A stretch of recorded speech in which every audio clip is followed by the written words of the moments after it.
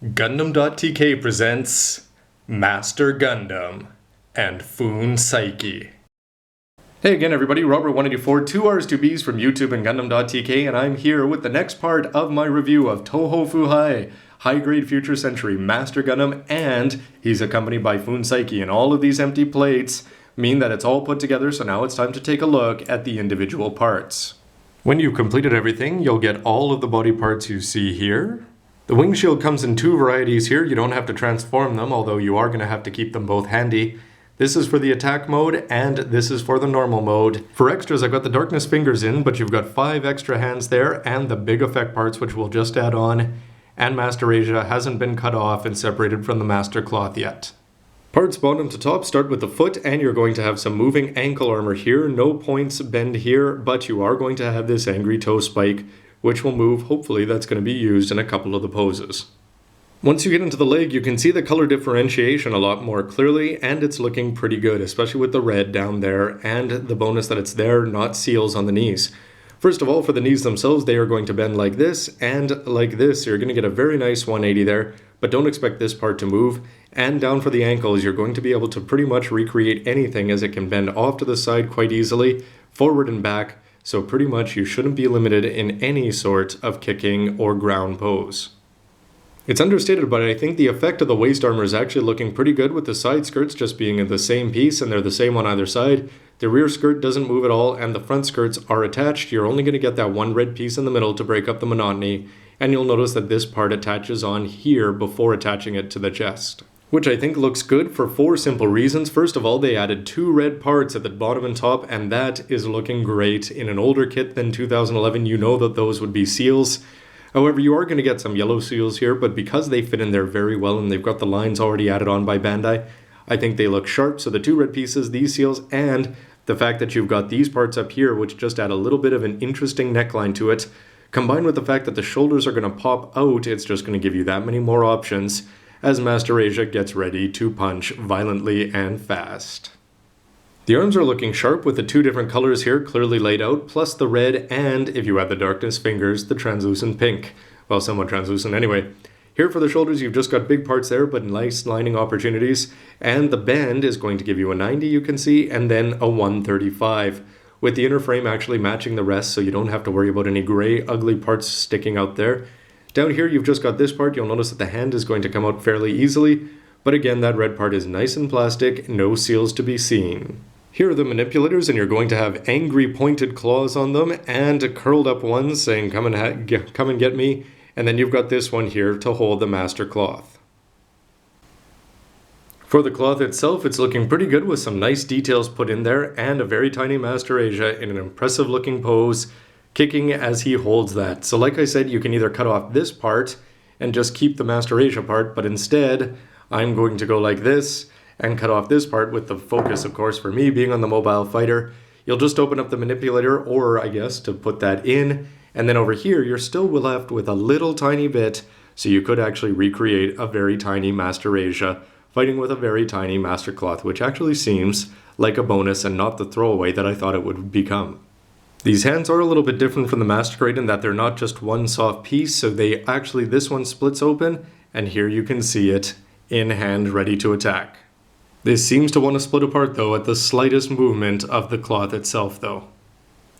The darkness fingers from the A-plate have a fair bit of detail in them, and it's sort of cool that it's recreated here with the giant effect parts. You can just see them side by side, and this part is actually, it's a little bit disappointing that it's going to have so much hollow parts there in the back.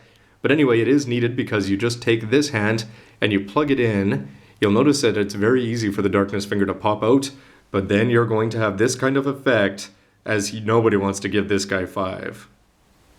And it is sort of cool that they added the idea of speed lines as the hand goes rushing towards Master Asia's opponent.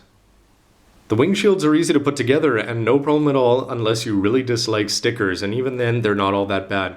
Put a red part on front and back, and then just seal it up with this kind of blue part, and then a blue part here for the mount mechanism, which is going to move this way, but it's not going to move this way at all.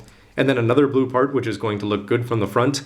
But something I like is that these parts under these yellow seals are all raised up, so if you did want to go paint them, it would be pretty easy, although you'd probably need an undercoat to get the white or the yellow on top of the red. The normal mode windshield is looking just huge, and you'll notice that these parts here, I was quite surprised when I put this whole thing together and took it out of the box, just to see the way they designed it with the 3 looking panels over here just being one piece, and then this part here actually just being over one piece, so you've just got 3 parts that you put on. Add these same blue parts that you already saw in its attack mode, and then you're still going to have the raised panels there to put the yellow stickers on front and back, so everything is looking good, and because you've got good channels there, you can really actually make this look like panels that are going to open and close. When combined with the fact that they've got this much details up around the head, and that is quite sharp for something that could have been just treated as a throwaway by Bandai. And again, back to the bulk of the whole thing, if you wanted to have this part here unfold into the 4 panels as it were, this would have had to be huge, which would have really been a detriment when it's in regular mobile fighter mode, so I'm happy that they decided to go with the 2 separate variations as opposed to trying to transform this into something that's this massive. The head of the Master is one of the more unique ones in all of Gundam, and you'll notice that this puts most just to shame when you're talking about sheer size. First of all, it's great the way they got that white faceplate there. You've got good lines there on all sides, and the fact that you can get the little tiny Destiny-esque Joker tears under the eyes looks good. The seals look good, but my favorite part is the fact that you've got this red part here, the V-fins. Even though this is childproof, they actually put slits here onto the blue part so you can fit that in perfectly. But if you cut that off, it's going to fit just as well. You don't have any color variation in the blue here, but just the ridiculously long ears and everything and tons of lining opportunities makes this head quite memorable. For Fuun Saiki, you'll get the 4 legs, the action base, which I painted, the main body, and the head itself. Starting with the base, I actually painted this just because I didn't like the fact that they gave it to you in white.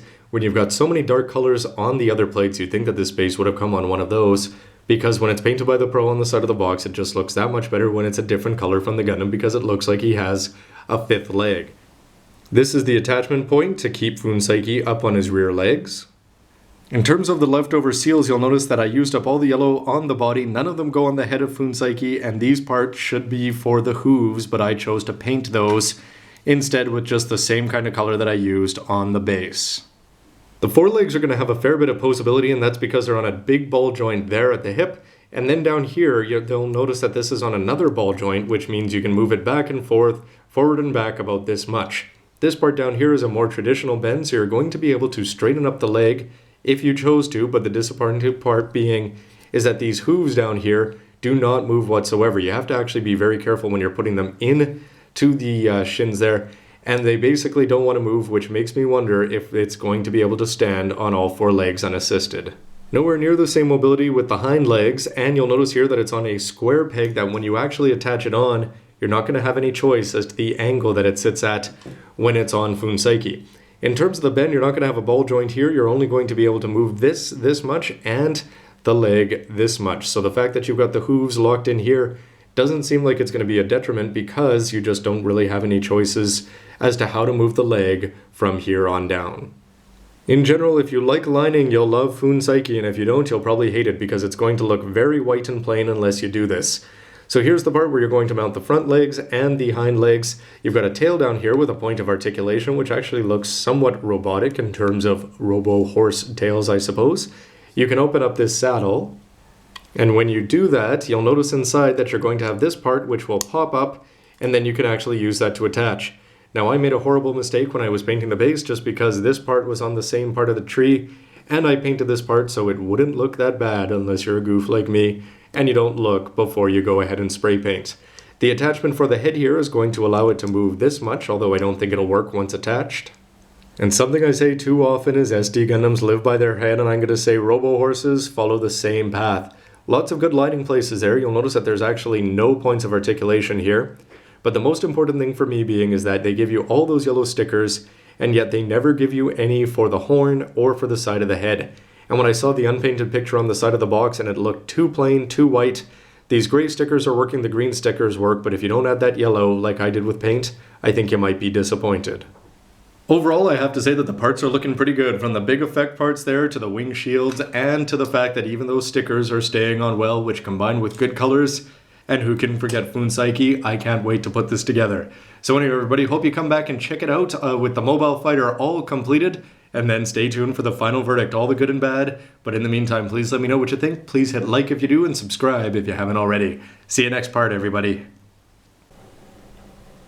Not quite the same effect, is it, when it's this guy instead of Master Asia?